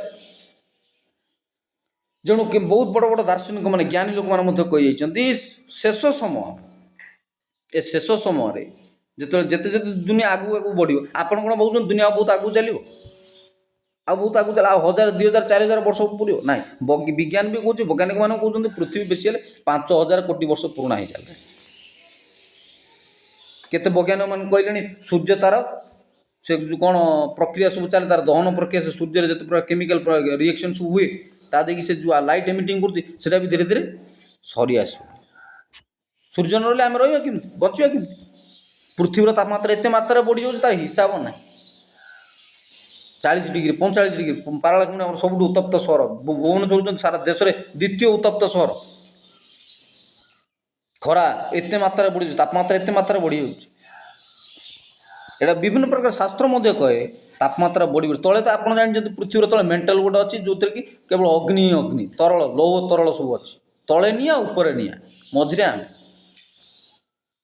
ଦିନକୁ ଦିନ ଖରା ବେଶୀ ବଢ଼ୁଛି, ଗଛ କଟା ହେଇଯାଉଛି, ପରିବେଶ ସନ୍ତୁଳନ ରହୁନି, ବଣ ପକ୍ଷୀ ଜଙ୍ଗଲ ସବୁ, ପଶୁ ପକ୍ଷୀ ସବୁ ମାରି ଦିଆଯାଉଛି, ଗଛ କାଟି ଦିଆଯାଉଛି, ଶିଳ୍ପ ନାଁରେ ସବୁ ବର୍ବାଦ କରି ଦିଆଯାଉଛି, ପରିବେଶ ସବୁ ଧ୍ୱଂସ, ନଦୀ ନାଳ ଶୁଖିଯାଉଛି, ବହୁତ ବଡ଼ ବଡ଼ ନଦୀ ସବୁ ଶୁଖିଗଲାଣି। ଜଳ ସମସ୍ୟା ଏକ ବଡ଼ ସମସ୍ୟା। ଏସବୁ ତ ପ୍ରାକ୍ଟିକାଲ କଥା, ଏସବୁ ତ ଭୌତିକ କଥା। କିନ୍ତୁ ତାଠୁ ବି ଅଧିକ ଆଉ ଗୋଟେ କଥା ହେଲା, ମଣିଷ ନୈତିକ ଭାବରେ ଭାରି ପତନ ହେଇଯାଇଛି, ବହୁତ ପତନ ହେଇଯାଇଛି। ନୈତିକ ସ୍ଖଳନ ବହୁତ। ତାର ଚିନ୍ତା ଚେତନାରେ ଈଶ୍ୱର ବିଶ୍ୱାସ ଆଉ ନାହିଁ, ଭଗବାନ ଆଉ ନାହାନ୍ତି। ମଣିଷ ଭାବୁଛି ମୁଁ ନିଜେ ବଡ଼ ବଡ଼ ଭଗବାନ। ଆମେ ମଣିଷ ପୂଜା କରିସାରିଲେଣି, ମାନବତାବାଦ ଚାଲିଛି, ଆମେ ମଣିଷକୁ ପୂଜା କରୁଛନ୍ତି। ଈଶ୍ୱରଙ୍କୁ ପୂଜା କରିବା ବାଦ ଆମେ ମଣିଷକୁ ପୂଜା କରୁଛନ୍ତି, ବ୍ୟକ୍ତି କେନ୍ଦ୍ର ହେଇଗଲେଣି। ସେ ରାଜନୈତିକ ହୁଅନ୍ତୁ, ସାମାଜିକ ହୁଅନ୍ତୁ, ବାବା ସନ୍ନ୍ୟାସୀ କି ଧର୍ମଯାଜକ ପୋପ୍, ଏମାନେ ସବୁ ବଡ଼ ବଡ଼ ଆସନରେ ବସି ସାରିଲେଣି, ମଣିଷ ପୂଜା ପାଇସାରିଲେଣି। ଆଉ ଈଶ୍ୱରଙ୍କୁ କିଏ ପୂଜା କରୁନି, ମଣିଷ ପୂଜା ପାଉଛି। ଆଉ ମଣିଷକୁ ପୂଜା ପାଇଲେ ଯାହା ହୁଏ। ଆଉ ସବୁଠୁ ବଡ଼ ଡେଞ୍ଜର ହେଲା ଯୌନତା। ଏ ଜିନିଷ ଉପରେ ଯେତେ କହିଲେ କମ୍, ଆମେ ସମସ୍ତେ ବୁଝନ୍ତି। ଏଇଟା ଏ ଭୁକିଆ ଏ ଭୋକ ଗୋଟେ ଏମିତି ଭୋକ, ଏଇଟା ତୃପ୍ତ ହୁଏ ନାହିଁ। ବିଭିନ୍ନ ପ୍ରକାର ଢଙ୍ଗରେ, ବିଭିନ୍ନ ପ୍ରକାର ବାଗରେ ଏସବୁ ମଣିଷ ତୃପ୍ତି ପାଇବାକୁ ଆଶା କରେ। ଏ ଯୌନତାର ଭୋକ ଭାରି ଭୋକ। ଛୋଟ ପିଲାଠୁ ବୁଢ଼ା ସମସ୍ତେ ମୋବାଇଲ ଖଣ୍ଡେ ଖଣ୍ଡେ ଧରିକି ଆମେ ସମସ୍ତେ ଆରାମରେ ଦୁନିଆରେ ବିଚରଣ କରିପାରୁଛୁ। ନେଟ୍ ଖୋଲିଦେଲା ବେଳକୁ ଆମ ପାଖରେ ଭେରାଇଟି ଜିନିଷ ସବୁ ମିଳୁଛି, ପ୍ରକାର ପ୍ରକାର ଜିନିଷ। ଆଖି ଖୋଜେ ଖାଦ୍ୟ, କାନ ଖୋଜେ ଖାଦ୍ୟ। ଏ ଖାଦ୍ୟ ଖାଇକି ମଣିଷ ବିଷାକ୍ତ ହେଇଯାଇଛି, ବିଷାକ୍ତ ହେଇଯାଇଛି। ଏ ଯୌନତାର ଭୋକ, ଏତେ ଭୋକ କହିଲେ ନ ସରେ। ଛୋଟଠୁ ବୁଢ଼ାଠୁ ପିଲାଠୁ, ନର୍ସରୀ କ୍ଲାସ୍ରୁ ପୁଅ ଝିଅଙ୍କର ଗାର୍ଲଫ୍ରେଣ୍ଡ ବୟଫ୍ରେଣ୍ଡ ହେଇଯାଉଛି। ସେଠି କି ଚରିତ୍ର କଥା କହିବ, କି ପବିତ୍ରତା କଥା କହିବ? ଏ ଭୋକ ହିଂସ୍ର ବାଘଠାରୁ ମଧ୍ୟ ଅଧିକ ମାରାତ୍ମକ। ସବୁ ଜାଳି ପୋଡ଼ି ପାଉଁଶ କରିଦେବ। ଏ ଭୋକ ଏମିତି ଗୋଟେ ନିଆଁ, ଅଣ୍ଟିରେ ନିଆଁ। ଏ ସମସ୍ତଙ୍କୁ ବର୍ବାଦ କରିଦେବ, ଧ୍ୱଂସ କରିଦେବ। ଏ ନିଆଁ ସହଜ ନିଆଁ ନୁହେଁ। ଅନେକ କାମୁକ ଯୌନତାକୁ ପ୍ରେମ ଓ ଭଲ ପାଇବାର ରଙ୍ଗ ଦିଅନ୍ତି। ଆସେ କ'ଣ କି ଆଉ ଭିତର ଭୋକ ଲାଗୁଛି ବୋଲି କିଏ କହିବେ କି? ପ୍ରେମ ଓ ଭଲ ପାଇବା ରଙ୍ଗ ଦେଇତନ କରିବାକୁ ପଡ଼ିବ। ଗୋଟେ ବାହାନା ବାଜିବାର, ଗୋଟେ ବାହାନା ବାଜି। ଏହାକୁ ଆବଶ୍ୟକତା ପରିବର୍ତ୍ତେ ଆମୋଦ ବୋଲି ଧରି ନିଅନ୍ତି। ଆବଶ୍ୟକତା ଯେତିକି, ସେ ସମୟ ଆସିଲେ ପୂରଣ କରିବେନି ଈଶ୍ୱର। ସମସ୍ତଙ୍କ ପାଇଁ କିଛି ନା କିଛି ଆବଶ୍ୟକତା ପ୍ରଭୁ ଦେଇଛନ୍ତି। ଏଟା ବି ଯେମିତି ଆହାର ନିଦ୍ରା ମୈଥୁନ, ସାଧାରଣ କଥା ଆମେ ଜାଣିଛନ୍ତି। ଆହାର ନିଦ୍ରା ମୈଥୁନ ଗୋଟେ ସାଧାରଣ କଥା। କିନ୍ତୁ ଆବଶ୍ୟକତା ପରିବର୍ତ୍ତେ ତାକୁ ଯଦି ଗୋଟେ ଏନ୍ଜୟମେଣ୍ଟ ଧରି ନେବା, ତାହେଲେ କ'ଣ ହେବ ଆମ ଅବସ୍ଥା? ମଣିଷ ଆଜି ସେଇଆ ହେଇଛି। ମୋବାଇଲ ଦୁନିଆ, ବାପା ମା ପୁଅ ଝିଅ କିଏ କାହାର ମୋବାଇଲ ନଥାଏ କି ନାହିଁ? ଘରେ 5 ଲୋକ ଅଛନ୍ତି ନା 10ଟା ମୋବାଇଲ ଥିବ ଆମର। ଦିନ ରାତି 24 ଘଣ୍ଟା କେଞ୍ଚୁଥିବା ଆମେ। ନିଦ୍ରା ନାହିଁ, ନିଦ ନାହିଁ ଲୋକଙ୍କୁ ରାତିରେ। ରାତି ଦିନ ଖାଲି ସେଇଥିରେ ମାତିଛୁ ଆମେ, ସେ ଯୌନତା ଭୋଗ ଆମର ମାଡ଼ି ବସିଛି। କିଏ ଭାର୍ଚୁଆଲ କଲାଣି ତ, ପ୍ରାକ୍ଟିକାଲ କଲାଣି ତ, ଯିଏ ଯେତେ ପ୍ରକାର କରିପାରିଲା, ଆବଶ୍ୟକତାଠୁ ବଳି ଆମୋଦ ବୋଲି ଧରି ନେଇଛନ୍ତି। ପାପକୁ ପୁଣ୍ୟର ରୂପ ଦିଅନ୍ତି।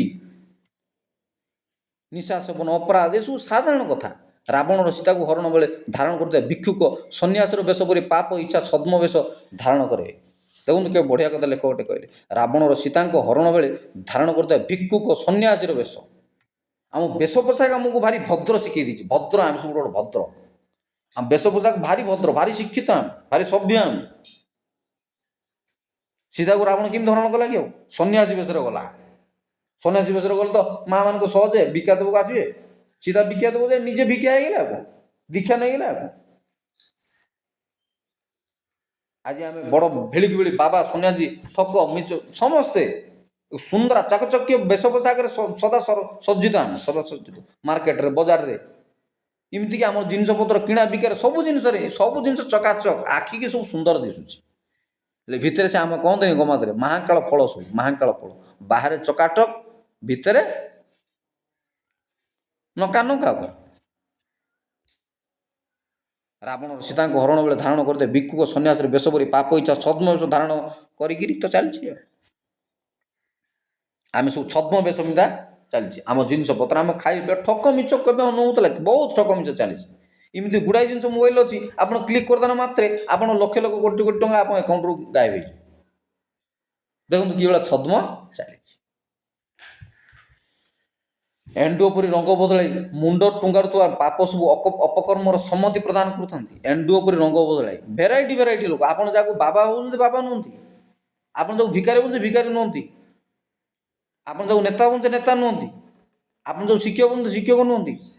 ସୋସିଆଲ ମିଡ଼ିଆ ମାନଙ୍କରେ ୟୁଟ୍ୟୁବ, ଇନଷ୍ଟା, ଫେସବୁକ୍, ରିଲ୍, ଏସବୁ ଜିନିଷରେ ଆପଣ ସବୁ ଜାଣୁଥିବେ, ନ୍ୟୁଜ୍ ପତ୍ର ସବୁ ଦେଖୁଥିବେ। ସୋସିଆଲ ମିଡ଼ିଆ ଆଜିକାଲି ବହୁତ ଆଲର୍ଟ ରଖିଛି ଲୋକ। ସେଥିରେ ବି ଲୋକ ଠକାମିରେ ପଡ଼ୁଛନ୍ତି। କାହାର ଟଙ୍କା ଯାଉଛି ତ, କାହାର ଇଜ୍ଜତ ଯାଉଛି। ଇଜ୍ଜତ କଥା ଛାଡ଼ନ୍ତୁ, କେହି ଆଉ ଇଜ୍ଜତ କଥା ପଚାରୁ ନାହିଁ। ମାନ ମହତ ଇଜ୍ଜତ ସବୁ ଚୁଲିକି ଗଲାଣି। ଶାଶୁ ବୋଉ ଝିଅ ବୋଉ ସବୁ ସବୁ ବଜାରି ହେଇଗଲେଣି। କାହା କଥା କାହାକୁ କହିବା? ଆପଣ ଶୁଣନ୍ତୁ ଭେଣ୍ଡି, ଆମେ ତ ନିଜେ ସେଇଆ ହେଇଯିବ, ଆମେ କାହାକୁ କହିବା? ଝିଅ ବୋଉ ସବୁ ବଜାରି ହେଇଗଲେଣି। ତେଣୁ ଭିକ୍ଷୁକ ସନ୍ନ୍ୟାସୀର ବେଶ ଧରି ରାବଣ ସୀତାକୁ ହରଣ କଲା। ଏ ଚାକଚକ୍ୟପୂର୍ଣ୍ଣ ଦୁନିଆରେ ପର୍ସନାଲିଟି ନାଁରେ, ଲୁକ୍ ନାଁରେ, ଭେରାଇଟି ଷ୍ଟାଇଲ୍ ନାଁରେ ଆମେ ଯେଉଁ ପ୍ରକାର ବେଶ ପକେଇ ବୁଲୁଛନ୍ତି, ଆମକୁ ଧରିବା ତ ଈଶ୍ୱରଙ୍କୁ ସନ୍ଦେହ ହେଇଯିବ ଆମକୁ ଦେଖିଲେ। ଯେଉଁଭଳି ଆମେ ଢଙ୍ଗରଙ୍ଗ ପକେଇକିରି ବେଶ ପକେଇକି ବୁଲୁଛନ୍ତି। ଏଣ୍ଡୁ ଉପରେ ରଙ୍ଗ ବଦଳେ ମୁଣ୍ଡ ଟିଙ୍ଗର ପାପ ସବୁ ଅପକର୍ମର ସମ୍ମତି ପ୍ରଦାନ କରୁଛନ୍ତି। ଲାଳସାର ଦାସ ସେଇ ମାନବ ସିନା ସେଇ ମାର୍ଗରେ ଚାଲେ, ହେଲେ ପଛରେ ଯାହା ଛାଡ଼ିଯାଏ ଅନେକ ଶୁଭେଚ୍ଛୁଙ୍କ, ଅନେକ ବନ୍ଧୁଙ୍କ ପରିଜନଙ୍କୁ ଠିକ୍ ବିଭୀଷଣ ଓ ମନ୍ଦୋଦରୀଙ୍କ ପରି ହିତୈଷୀ ମାନଙ୍କୁ ଲାଳସାର ଦାସ ହେଇଛନ୍ତି। ଆମେ ଲାଳସାର ଦାସ, ଆମକୁ ଏତେ ଲାଳସା ଗୋଡ଼େଇଛି, ଗୋଟେରେ ଆମେ ପରିତୃପ୍ତି ନାହିଁ ପରା। ଶହ ହଜାର କେତେ ଅପରାଧ ନ୍ୟୁଜ୍ରେ ଆସୁଛି। ଛୋଟ ପିଲାଠୁ ବଡ଼ ବୁଢ଼ା ଲୋକଠୁ ବଡ଼ ଲୋକମାନେ ଏସବୁ ଜିନିଷରେ ମାତିଛନ୍ତି। ବଡ଼ ଲୋକ, ନାଁ କରା ଖ୍ୟାତି ସମ୍ପନ୍ନ ଲୋକ, ସେ ବାବା ହୁଅନ୍ତୁ, ରାଜନେତା ହୁଅନ୍ତୁ, ବୈଜ୍ଞାନିକ ହୁଅନ୍ତୁ, ସମସ୍ତଙ୍କ ଜୀବନରେ ଆକ୍ଟର, ଅଭିନେତା, ନେତା, କ୍ରିକେଟର ସବୁ ଏସବୁ ଜିନିଷ କହିଲେ ଗୋଟେ ପୋଥି ପୁରାଣ ହେବ। ସମସ୍ତେ ଲାଳସାର ଦାସ କହିଲେ ପରା, ଯୌନତାର ଭୋଗ, ଏତେ ଭୋଗ ଆଉ କହିଲେ ନ ସରେ। ସବୁ ନିଜର ଷ୍ଟାଟସ୍ ପାଇଁ ହଉ, ଶାନ୍ତି ନାହିଁ କାହା ପାଖରେ, ଶାନ୍ତି ନାହିଁ। ସବୁ ଅଶାନ୍ତି, ଘୋର ଅଶାନ୍ତିରେ ଚାଲିছে। ଟଙ୍କା ପଇସା, ଧନ ସମ୍ପତ୍ତି, ଗାଡ଼ି ଘୋଡ଼ା, ସ୍ତ୍ରୀ, ଗାର୍ଲଫ୍ରେଣ୍ଡ, ଏସବୁ ଜିନିଷ ସାଧାରଣ କଥା। ଝିଅ ପାଇଁ କୁହନ୍ତୁ, ସେ ଗୋଟେ ଗୀତରେ ଅଛି ଓଡ଼ିଆରେ, ଝିଅ ପାଇଁ ପୁଣି ବାଡ଼ିଆ ପିଟା ଦାଦା ପୁତୁରା। ଆମ ଓଡ଼ିଆ ଗୀତ ଗୋଟେ ଭାରି ବଡ଼ ହିଟ୍ ଗୀତଟେ ଅଛି, ଝିଅ ପାଇଁ ବାଡ଼ିଆ ପିଟା ଦାଦା ପୁତୁରା। ସଂସାର ସେମିତି ହେଲା। ହେଲେ ପଛରେ ପଡ଼ିଯାଏ, ଛାଡ଼ିଯାଏ ଅନେକ ଶୁଭେଚ୍ଛୁଙ୍କୁ, ଅନେକ ବନ୍ଧୁ ପରିଜନଙ୍କୁ, ଠିକ୍ ବିଭୀଷଣ ଓ ମନ୍ଦୋଦରୀଙ୍କ ପରି ହିତୈଷୀ ମାନଙ୍କୁ। ଯେତେବେଳେ ପାପ ପଙ୍କରେ ଏକା ପଦ୍ମନାଡ଼ର ଦଂଶନ ଶୋଉଥାନ୍ତି, ଯନ୍ତ୍ରଣାରେ ଆଉଟ ପାଉଟ ହେଉଥାନ୍ତି, ସେତେବେଳେ ପୋଖରୀ କୂଳରେ କେହି ନଥାନ୍ତି ଉଦ୍ଧାର କରିବ। ଆଉ କିଏ ଥିବେ ଆପଣଙ୍କୁ ପୋଖରୀ କୂଳରେ ଉଦ୍ଧାର କରିବ? କେହି ତ ନଥିବେ। ଆଉ ଆପଣ ଆଉଟ ପାଉଟ ହେଇକିରି ସନ୍ତୁଳିକି ମରିବେ। ଆତ୍ମହତ୍ୟା କାହିଁକି ଏତେ ବଢ଼ିଛି କି? ଆଉ ଏ କରୋନା ଆସିବାଠୁ, ବିଭିନ୍ନ ପ୍ରକାର ଦୁର୍ଘଟଣା ବଢ଼ିବାଠୁ ଏତେ ଦୁର୍ଘଟଣା କାହିଁ ପୁରାଣ ସମୟ ଗତ ସମୟମାନଙ୍କରେ ହେଉନଥିଲା? ଏତେ ଦୁର୍ଘଟଣା ହେଉଛି। ଏ ଗାଡ଼ି ଆକ୍ସିଡେଣ୍ଟ, ଟ୍ରେନ୍ ଆକ୍ସିଡେଣ୍ଟ, ବାହନ ରେଳ ଦୁର୍ଘଟଣା ତ ଆମେ ସମସ୍ତେ ଜାଣିଛନ୍ତି। ହତବାକ ହେଇଗଲା, ଆମେ ଆଶ୍ଚର୍ଯ୍ୟ ହେଇଗଲା। ଏତେ ଲୋକ ମଢ଼ କୁଡ଼ ହେଇଗଲା, ସେ ସ୍କୁଲ ଫୁଲ ହେଇଗଲା।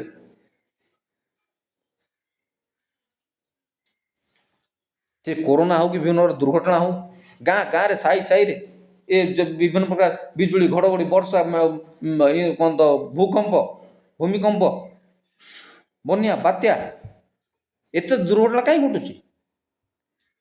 ଯୁଦ୍ଧ ନୀତି ସବୁ ଚାଲିଛି, ଯୁଦ୍ଧ ଚାଲିଛି, ଘୋର ଯୁଦ୍ଧ। ସେ କ'ଣ ତ ମନେ ପଡ଼ୁନି, ସେ କ'ଣ ତାଙ୍କର ରୁଷ ସହିତ, ସେ ଗୋଟେ ଦେଶ ମନେ ପଡ଼ୁନି, ରୁଷ ସହିତ ଯେଉଁ ଯୁଦ୍ଧ ଚାଲିଲା, ହଜାର ଲୋକ ମରିଯାଉଛନ୍ତି। ବୋମା କ୍ଷେପଣ, ଅସ୍ତ୍ର, ଆଣ୍ଟି ମିସାଇଲ, ଆତଙ୍କବାଦ, ଦୁର୍ଘଟଣା, ଏସବୁ ଜିନିଷ ହେବାର କାରଣ କ'ଣ କି? ଆମର ଘୋଡ଼ା ପରା ପୁରୀ ଆସିଲାଣି। ପ୍ରଭୁ ଚାହୁଁଛନ୍ତି କିଛି ସଫା କରିଦେବା, ଅଳିଆ ସଫା କରିବା। ଆମର ନୈତିକତା, ନୀତିକତା, ଆମର ଯୌନତା, ଆମର ଭୋକ, ଆମର ଲୋଭ, ଲାଳସା, ଆମର ଅନୀତି, ଦୁର୍ନୀତି, ଆମ ଜୀବନଚାର, ସବୁ ଜିନିଷରେ ଆମେ ଏତେ ଖରାପ ହେଇଗଲେଣି, ତାର କହିଲେ ନ। ଆମ ଘୋଡ଼ା ପୁରୀ ଆସିଲାଣି, ଆମ ମାଣ ପୁରୀ ଆସିଲାଣି। ଯେତେବେଳେ ପାପ ପଙ୍କରେ ଏକା ପଦ୍ମନାଡ଼ର ଦଂଶନ ଶୋଉଥାନ୍ତି, ତ ଯନ୍ତ୍ରଣାରେ ଆଉଟ ପାଉଟ ହେଉଥାନ୍ତି, ସେତେବେଳେ ପୋଖରୀ କୂଳରେ କେହି ନଥାନ୍ତି ଉଦ୍ଧାର କରିବ। ପଶ୍ଚାତାପର ଜୋକ ସବୁ ରକ୍ତ ଶୋଷୁଥାନ୍ତି ନିଷିଦ୍ଧ ପଦ୍ମବନରେ। ଆମକୁ ମାନସିକ ଚାପ, ମାନସିକ ରୋଗୀ ତ ଏତେ ହେଇଗଲେଣି, ଆମେ ଏସବୁ କଥା କହିଲେ ଆପଣ କହିବେ ଇଣ୍ଡିଆରେ ସେସବୁ ଜିନିଷ ନାହିଁ। ସାରା ୱାର୍ଲଡରେ ମେଣ୍ଟାଲ ଡିସଅର୍ଡର, ମାନସିକ ଚାପ ବହୁତ ମାତ୍ରାରେ ବଢ଼ିଗଲା। ଋଣଗ୍ରସ୍ତ, ସମସ୍ତେ ଋଣଗ୍ରସ୍ତ। ନିଜର ଲାଇଫଷ୍ଟାଇଲ ଷ୍ଟାଟସ୍ ମେଣ୍ଟେନ୍ କରିବା ପାଇଁ, ନିଜ ଲାଇଫକୁ ସୁଖ ସମୃଦ୍ଧି କରିବା ପାଇଁ, ମେଣ୍ଟାଲ ଏତେ ଡିସଅର୍ଡର, ମେଣ୍ଟାଲ ଏତେ ଷ୍ଟ୍ରେସ୍, ଛୋଟଠୁ ପିଲାଠୁ ବୁଢ଼ାଠୁ ସମସ୍ତେ ପାଠ ସାଠ, ଚାକିରି ବାକିରି, ବେକାରୀ, ବେରୋଜଗାରୀ, ଗରିବୀ, ସବୁ ଜିନିଷରେ ମେଣ୍ଟାଲ ପ୍ରେସର। ପାରିବାରିକ ଜୀବନରେ ସନ୍ତତି, ସବୁ ଜିନିଷରେ ଲାଇଫଷ୍ଟାଇଲ ଆମର ସେତେ ଷ୍ଟ୍ରେସଫୁଲ୍, ଗାଡ଼ି ଘୋଡ଼ା, ସବୁ ଜିନିଷରେ କ'ଣ ଆଉ କହିବ? ହେଲେ ଆମ ନୈତିକ ଜୀବନର ଏତେ ସ୍ଖଳନ ଘଟିବା ହେତୁ ଆମ ବିବେକ ଆମକୁ ଦଂଶନ କରୁଛି। ଯେତେବେଳେ ପାପ ପଙ୍କରେ ଏକା ପଦ୍ମନାଡ଼ ଦଂଶନ ଶୋଉଥାନ୍ତି, ତ ଯନ୍ତ୍ରଣାରେ ଆଉଟ ପାଉଟ ହେଉଥାନ୍ତି, କାହାକୁ କହିବା? କପାଳରେ ସିନା କର ତାଡ଼ିବା, କାହାକୁ କହିବା? ଏ କଥା ନିଜ କଥା କାହା ଆଗରେ ମନେ କହିପାରିବା? ଏଇ ତ ଜୀବନ ଆଉ କ'ଣ। ପଶ୍ଚାତାପର ଯୋଗ ସବୁ ରକ୍ତ ଶୋଷୁଥାନ୍ତି ନିଷିଦ୍ଧ ପଦ୍ମବନ। ପାପରୁ ମଣିଷର ଜନ୍ମ ନୁହେଁ, ବରଂ ପାପ ମଣିଷକୁ ଜନ୍ମ ଦିଏ। ଅବଶ୍ୟ ଶାସ୍ତ୍ର କହେ ପାପରୁ ମଣିଷ ଜନ୍ମ ବୋଲି, କିନ୍ତୁ ପାପରୁ ମଣିଷ ଜନ୍ମ ନୁହେଁ। ମଣିଷ ଜନ୍ମରୁ ହିଁ ପାପୀ, କିନ୍ତୁ ବରଂ ପାପ ମଣିଷ ଅମଣିଷକୁ ଜନ୍ମ ଦିଏ। ଯିଏ ପାପ କଲା ସେ ତ ଅମଣିଷ ହେଇଗଲା, କିନ୍ତୁ ଜନ୍ମରୁ ହିଁ ମଣିଷ ପାପୀ। ପାପ କଲେ ସେ ଆହୁରି ପାପୀ ହେଇଯାଏ। ମା ଗର୍ଭରୁ ଆମେ ଜନ୍ମ ହେଇଛନ୍ତି ପାପୀ, ବରଂ ପାପ ଅମଣିଷକୁ ଜନ୍ମ ଦିଏ। ପୁଣି ଜନ୍ମ ଜନ୍ମାନ୍ତର ପାଇଁ। ଯେ ଏତେ ସବୁ ପାପ କଲେ ଆଉ କେଉଁଠି ଆମକୁ ସ୍ୱର୍ଗ ପ୍ରାପ୍ତି ହେବ? ଆମେ ସବୁ ନର୍କକୁ ହିଁ ଯିବା, ନର୍କକୁ ହିଁ ଯିବା। ଆମର ଘୋଡ଼ା ପୁରୀ ଆସିଲାଣି, ଘୋଡ଼ା ପୁରୀ ଆସିଲାଣି। ପାପର ଘୋଡ଼ା ହୃଦୟରେ ନଥାଏ, ଥାଏ ମନରେ, ମସ୍ତିଷ୍କରେ। ଅବଶ୍ୟ ଶାସ୍ତ୍ର ଏମିତି ମଧ୍ୟ କହିଛି, ହୃଦୟରୁ ପୁଣି କୁଚିନ୍ତା ବାହାରେ, ହୃଦୟରୁ ପୁଣି ଚୋରି, ଡକାୟତି, ବ୍ୟଭିଚାରୀ ଏସବୁ ଜିନିଷ ହୃଦୟରୁ ବାହାରେ। ଆଉ ଶାସ୍ତ୍ର ଏମିତି ମଧ୍ୟ କହିଛି, ମଣିଷର ହୃଦୟରେ ହିଁ ଅନନ୍ତ କାଳ ରଖିଛନ୍ତି ଈଶ୍ୱର। ଅନନ୍ତ କାଳ ହୃଦୟରେ ହିଁ ମଣିଷର ଅନନ୍ତ କାଳ ରଖିଛନ୍ତି। ହେଲେ ସେ ହୃଦୟ ତ ପୁରା କପଟମୟ। ଆମ ସାଧାରଣତଃ ଫିଲ୍ମ ମାନଙ୍କରେ କିମ୍ବା ପ୍ରେମ ବେପାରରେ ହୃଦୟର ଚିହ୍ନକୁ ଦେଖାଯାଏ, କି ବୈବାହିକ ଜୀବନରେ ହୃଦୟର ଚିହ୍ନ ଦେଖାଯାଏ। ଦୁଇ ହୃଦୟ ଏକ ହେଲା, ହୃଦୟ ଉପରେ କେତେ କୀର୍ତ୍ତନ ଅଛି। କିନ୍ତୁ ସେଇ ହୃଦୟରେ ହିଁ, ମଣିଷ ହୃଦୟରେ ହିଁ ପାପର ଗନ୍ତାଘର। ପୁଣି ସେ ମଣିଷ ହୃଦୟ ହିଁ ଅନନ୍ତ କାଳର କ୍ଷୟ ମଧ୍ୟ ପ୍ରଭୁ ରଖିଛନ୍ତି। ହୃଦୟରେ ହିଁ ଅନନ୍ତ କାଳ ପ୍ରଭୁ ରଖିଛନ୍ତି। ପୁଣି ହୃଦୟରେ ହିଁ ମଣିଷକୁ ପାପ, କୁପ୍ରବୃତ୍ତି, ଚୋରି, ଡକାୟତି, ବ୍ୟଭିଚାରୀ, କୁଚିନ୍ତା, ହତ୍ୟା ଏସବୁ ଜିନିଷ ହୃଦୟରେ ହିଁ ଥାଏ ମନରେ ଓ ମସ୍ତିଷ୍କରେ। ଆମେ ମନେ ମନେ ସବୁ କଳ୍ପନା କରୁଛନ୍ତି, ପରିକଳ୍ପନା କରୁଛନ୍ତି। ତେଣୁ କୁହାଯାଏ ମା ଜାଣେ ବାପ, ମନ ଜାଣେ ପାପ। ମା ଜାଣେ ବାପ, ମନ ଜାଣେ ପାପ। ଆମ ମନ ହିଁ ଜାଣିଛି ଆମେ କି ପାପ କରିଛନ୍ତି। ଖାଲି ହାତରେ ପୃଥିବୀକୁ ଆସିଥିବା ମଣିଷ ଖାଲି ହାତରେ ଫେରିଯିବାକୁ ବାଧ୍ୟ। କିଏ କ'ଣ ଆଉ ନେଇକି ଯିବା କି ଆଜ୍ଞା? କିଏ କ'ଣ ନେଇକି ଯିବା କି? କେହି କିଛି ନେଇକି ଯାଇପାରିବାନି। ଖାଲି ହାତେ ଆଇଛୁ, ତୁ ଖାଲି ହାତେ ଯିବା। ଏକେଲା ତୁ ଆଇଛୁ, ଏକେଲା ତୁ ଯିବୁ। କିଛି ନେଇକି ଆସୁନି, ତୁ କିଛି ନେଇକି ଯାଇପାରିବୁ। କେଡ଼େ ରଜା ମହାରାଜା ମାନେ ମରିଛନ୍ତି, କିଛି ନେଇକି ଯାଇନାହାନ୍ତି, କିଛି ନେଇକି ଯାଇନାହାନ୍ତି। ସବୁ ଧାରରେ କହୁଛନ୍ତି ଆମ ହାତ ଦୁଇଟା ଖୋଲା ରଖିଦେବା ଆଜ୍ଞା, ଆମେ କିଛି ନେଇକି ଆସୁନୁ, କିଛି ନେଇକି ବିଶ୍ୱ ବିଜୟୀ, ଆମେ ବିଶ୍ୱ ବିଜୟ, ଅଥଚ କିଛି ନେଇକି ଯାଇପାରୁ। ଆମେ ନିଜେ ନିଜର ନୁହଁ, ଆଉ ଆକୁ ନେବା କ'ଣ କାହାକୁ? ଆମେ ନିଜେ ପରା ନିଜର ନୁହଁ। ଆମକୁ ତିଆରି କରିଛି ଆଉ ଜଣେ। ଆମେ ନିଜେ ନିଜର ନୁହଁ। ଏଠି ବାପା ପୁଅର ନା, ମା ଝିଅର ନା, କିଏ କାହାର, ଯାହା ହିସାବ ତାକୁ ଦେବାକୁ ହବ ସେଦିନ। ସେ ପାଞ୍ଜିକା ଆଗରେ ଆମେ ନିଜ ହିସାବ ନିଜେ ଦେବାକୁ ପଡ଼ିବ। ଯାହା କିଛି ପାର୍ଥିବ ପଦାର୍ଥ ଉପାର୍ଜନ କରେ ତା ଛାଡ଼ି ଦେଇ ଯିବାକୁ ବାଧ୍ୟ। ଏ ଘର ଦ୍ୱାର, ଗାଡ଼ି ଘୋଡ଼ା, ଧନ ସମ୍ପତ୍ତି, ପିଲା ଛୁଆ, ସବୁ ଜିନିଷ ଛାଡ଼ିକି ଯିବାକୁ ପଡ଼ିବ। ଆପଣ ସବୁ ଜିନିଷକୁ ଛାଡ଼ିବାକୁ ପଡ଼ିବ। ଯେଉଁ ପାପୀ ମୃତ୍ୟୁବରଣ କରେ ତାର ହାତ ଖାଲି ନଥାଏ, ବରଂ ହାତ ମୁଠାରେ 2 ମୁଠା ପାପରେ କବ୍ଜା ପଡ଼ିଥିବା ଅଙ୍ଗୁଳି ସବୁ। ଆମେ ଯାହା ଏଇଠି କରିବା, ମଣିଷ ଥରେ ଜନ୍ମ ଥରେ ମୃତ୍ୟୁ। ବିଭିନ୍ନ ଧର୍ମରେ ବିଭିନ୍ନ ପ୍ରକାର କଥା କୁହାଯାଇଛି। ମଣିଷ ବାରମ୍ବାର ଜନ୍ମ ନିଏ, ଇଏ ନିଏ, ସିଏ ନିଏ, 84 କୋଟି ଜନ୍ମ, କେତେ କଥା ନ ଅଛି। ବଡ଼ ବଡ଼ ଋଷି ମହର୍ଷି ମାନେ ମଧ୍ୟ କହିଯାଇଛନ୍ତି, ମଣିଷ ଥରେ ଜନ୍ମ ଥରେ ମୃତ୍ୟୁ। ବାର ବାର ତୁମ ଦୁନିଆକୁ ଆସିବ, ତାର ଗ୍ୟାରେଣ୍ଟି କେହି ଦେଇପାରିବନି। ଏ କୁକୁର ବିଲେଇ, ମୂଷା ବିଲେଇ ଏସବୁ ଜିନିଷ ସବୁ ସାଧାରଣ କଥା। କେହି ବାରମ୍ବାର ଜନ୍ମ ହେବାର କେଉଁଠି ବାସ୍ତବିକତା ନାହିଁ। ବିଭିନ୍ନ ଟିଭିରେ, ନ୍ୟୁଜ୍ରେ, ଚ୍ୟାନେଲ୍ ମାନଙ୍କରେ ବିଭିନ୍ନ ପ୍ରକାର ପୂର୍ବ ଜନ୍ମର କଥା ସବୁ ଦେଖାଯାଏ। ସେସବୁ ଫାଲତୁ କଥା। ମଣିଷ ଥରେ ଜନ୍ମ ଥରେ ମୃତ୍ୟୁ। ମଣିଷ ଜନ୍ମ ଥରେ ମୃତ୍ୟୁ, ଥରେ ଜନ୍ମ, ଆଉ ଦ୍ୱିତୀୟବାର ହେବ ନାହିଁ, ହୁଏ ନାହିଁ। ଏଠି କେହି ଦ୍ୱିତୀୟ ଥର ଜନ୍ମ ହେଇକି ଆସିବ, ଏଟା ସାଧାରଣ କଥା, ଛୋଟିଆ ବେକାର କଥା, ମିଛ କଥା, ଏସବୁ ମିଛ କଥା। ତେଣୁ ଆମେ ଯାହା ଅର୍ଜିଛୁ ସେଇଆ ନେଇକି ଯିବୁ। ତ କର୍ମର ଫଳ ତତେ ଭୋଗିବାକୁ ହିଁ ପଡ଼ିବ। ଏ ପୁରାରେ ହଉ କି ସେ ପୁରାରେ ହଉ। ହିସାବ ଏ ପୁରାରେ କିଛି ହେବନି ଆଜ୍ଞା, ସେ ପୁରାରେ ହବ। ହିସାବ ସେ ପୁରାରେ ହବ। ଏ ସମସ୍ତ ସମଗ୍ର ଜୀବନର କର୍ମର ହିସାବ ସେଠି ଆପଣଙ୍କୁ ଭୋଗିବାକୁ ପଡ଼ିବ। ଆପଣ ପୁଣ୍ୟ ନ କରି ଯିବେ କି ନର୍କ ପୁରୀ ଯିବେ, এটা ଆପଣଙ୍କ ଜୀବନ ତମାମର କର୍ମର ଉପରେ ନିର୍ଭର କରେ।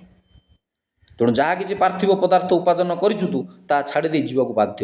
ଯେଉଁ ପାପୀ ମୃତ୍ୟୁବରଣ କରେ ତାର ହାତ ଖାଲି ନଥାଏ, ବରଂ ହାତ ମୁଠାରେ ଥାଏ କ'ଣ? ପାପରେ କବ୍ଜା ପଡ଼ିଥାଏ ଅଙ୍ଗୁଳି ସବୁ। ସେ ଯେଉଁ ଅଙ୍ଗୁଳି ସବୁରେ ସେ ପାପ କରିଛି, ସେ ଟଙ୍କା, ସମ୍ପତ୍ତି, ଲୋଭ, ମୋହ, ମାୟା, ଅନ୍ୟାୟ ଅନୀତି ଯାହା ବି କରିଛି ହାତରେ କରିଛି। ପ୍ରାୟଶ୍ଚିତ ସୁଯୋଗ ଆରମ୍ଭରେ ଆସିବା ଉଚିତ। ଆଉ ଯଦି ଥରେ ଆପଣ ପ୍ରାୟଶ୍ଚିତ କରିବା ବନ୍ଦ କରିଦେଲେ, ଆପଣ ବିବେକ ଆପଣଙ୍କୁ କହିଲା ନାହିଁ ଯେ ଆପଣ ପାପ କରୁଛନ୍ତି, ଭୁଲ କରୁଛନ୍ତି, ଆପଣ ଯଦି ନିଜକୁ ନିଜେ ଦୋଷୀ ମନେ କଲେ ନାହିଁ, ତେବେ ଆପଣ ଆଉ କେଡ଼େ ପାପ କଲେ ମଧ୍ୟ ଆଉ କିଛି ଆପଣଙ୍କୁ ଫରକ ପଡ଼ିବ ନାହିଁ।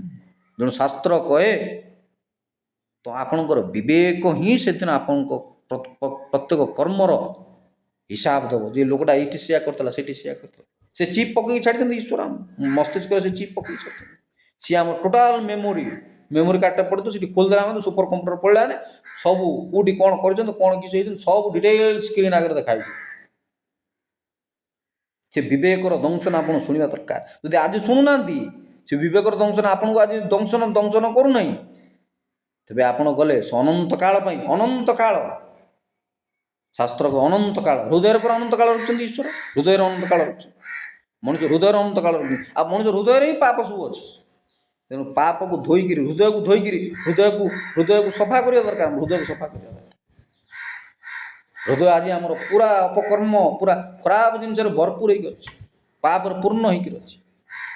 ଆମ ହୃଦୟରେ କାହାକୁ ଜାଗା ଦେଇଛନ୍ତି? ଆମ ହୃଦୟରେ କାହାକୁ ବସେଇଛନ୍ତି? ଏଇଟା ହିଁ ଆଜିର ପ୍ରଶ୍ନ। ଆମେ ଧନ ସମ୍ପତ୍ତିକୁ ବସେଇଛନ୍ତି, ସ୍ୱାମୀ ସ୍ତ୍ରୀ ବାପା ମାଆକୁ ବସେଇଛନ୍ତି, କାହାକୁ ବସେଇଛନ୍ତି? ନା ପିଲା ଛୁଆକୁ ବସେଇଛନ୍ତି? କାହାକୁ ଆମେ ଅତ୍ୟଧିକ ପ୍ରେମ କରିକି ବସେଇଛନ୍ତି ହୃଦୟରେ? ହୃଦୟରେ କିଏ ଆମର ରାଜ କରୁଛି? ସେ ଗୋଟେ ଗୀତ, ହୃଦୟରେ ଜାଗା ଟିକେ ଦେ ମୋତେ, ହୃଦୟରେ ଜାଗା ଟିକେ ଦେ, ସେଇଭଳିଆ କଥା। ଏଥର ପ୍ରାରବ୍ଧ ଅପକର୍ମର ଦଣ୍ଡ ହିଁ ପାଏ ପରଜନ୍ମରେ। ମାନବବାଦ ମାଧବବାଦର ସୁନ୍ଦର ଏବଂ ସ୍ଥାୟୀ ସିନ୍ଧୁକ ଥାଉ ଥାଉ ଭଙ୍ଗୁର ଘୋଡ଼ାକୁ ଆଦରିବା କାହିଁକି? କାରଣ ମଣିଷ ଖାଲି ଗୋଟେ ମଣିଷ ହେଇକି ଜନ୍ମ ହେଇଛି, ତାକୁ ଗୋଟେ କିଏ ମନକୁ ମନ ବନେଇ ଦେଇଛି, ସେ ଗୋଟେ ସିଷ୍ଟମେଟିକଲି ଗୋଟେ ମନକୁ ମନ ପଳେଇ ଯାଇଛି ମେସିନରେ ବାହାରିଲା ବେଳେ। ସେମିତି ନାହିଁ ଆଜ୍ଞା। ଦୁନିଆ ଚାଲିଛି ଜଣଙ୍କ ଇଚ୍ଛାରେ, ଆମେ ଜନ୍ମ ହେଇଛେ ଜଣଙ୍କ ଇଚ୍ଛାରେ। ସେ ଈଶ୍ୱର ରଚନା କରିଛନ୍ତି ଦୁନିଆ, ସେ ଈଶ୍ୱର ପଠାଇଛନ୍ତି ଆମ ଦୁନିଆକୁ। ଆମ ମନକୁ ମନ ଜନ୍ମ ହେଇଯାଇନାହାନ୍ତି। ଆମ ବାପା ମା ଚାହିଁଲେ ଆମେ ଦୁନିଆକୁ ପଳେଇ ଆସିଛୁ, ସେୟା ନୁହଁ। ସଂସାର ଗୋଟେ ସିଷ୍ଟମରେ ଚାଲିଛି, ଗୋଟେ ନିୟମ ଅଛି, ଗୋଟେ ଧର୍ମ ଅଛି। ସମସ୍ତେ ଈଶ୍ୱର ବିଶ୍ୱାସ କରନ୍ତି, କିନ୍ତୁ କାହା ମନରେ ଆମେ ସିରିୟସ୍ ନୁହଁ। ଏସବୁ ଜିନିଷ ଦେଖିବାନି କି? ସେ 55-60 ବର୍ଷ ବେଳକୁ ଦେଖିବାନି, ମାଳା ଗଢ଼ିବାନି, ଭାଗବତ ପଢ଼ିବାନି, ଗୀତା ପଢ଼ିବାନି, ସେତେବେଳେ ଚିନ୍ତା କରିବା। ସାରା ଜୀବନ ଆପଣ ପାପ କରିଥିବେ, ଗୋଟେ ମିନିଟ୍ରେ କ'ଣ ଧୋଇଯିବ? ଆପଣ ଭାବିବାକୁ ସମୟ ମିଳିଲେ ତ ଆପଣ ଧୋଇବେ। ମଲାବେଳକୁ ଆପଣ ଭାବିବାକୁ ସମୟ ମିଳିବ କି? ଆପଣ କେମିତି ମରିବେ ଆପଣ ଜାଣିଛନ୍ତି? ଆପଣ ଇମାଜିନେସନ୍ କରିଛନ୍ତି ଆପଣ କେମିତି ମରିବେ?